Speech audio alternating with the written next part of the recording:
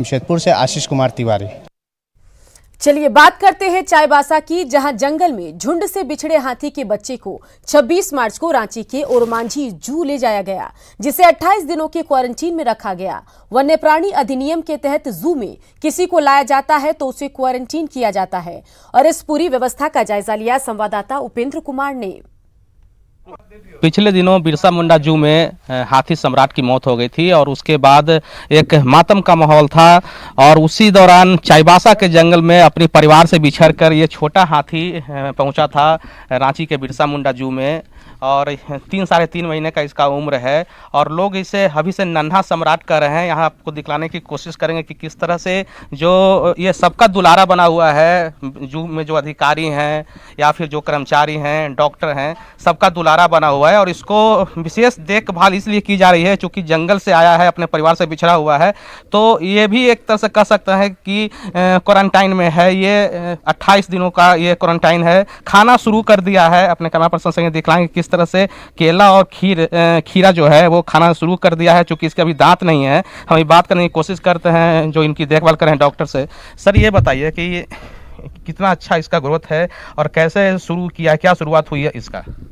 ये 8 मार्च को चाईबासा के आनंदपुर वन क्षेत्र में झुंड से बिछुड़ गया था।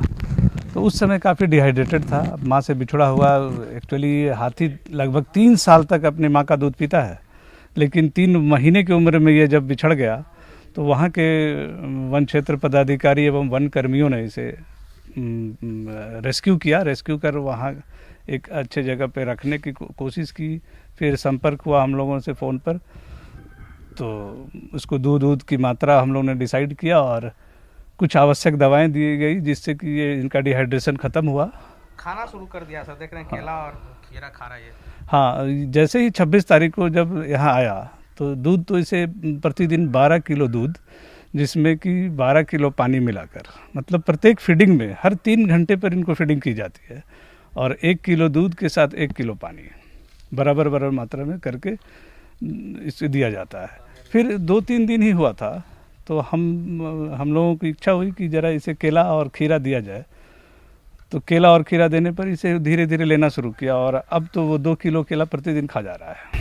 सर क्या ये संजोग है कि एक सम्राट का निधन हो गया, कम उम्र का था, वो मौत हो गई उसकी, उसके बाद एक नया परिवार में हाथी बच्चा है? ये संजोग कह सकते हैं, क्योंकि ये जीवन काल है किसी का भी। तो हम जिस प्रोफेशन में हम लोग हैं, वन्य प्राणियों की सेवा में, तो ये चलता रहेगा रेस्क्यू का काम। तो जहाँ भी इस तरह से मिलती है, अभी आप ये हाथी का बच्चा देख रहे हैं, इससे 2 दिन पहले एक भालू का बच्चा भी अनाथ अवस्था में मिला था, उसे भी बॉटल फीडिंग करके हमारे जो वनकर्मी हैं पाल रहे हैं।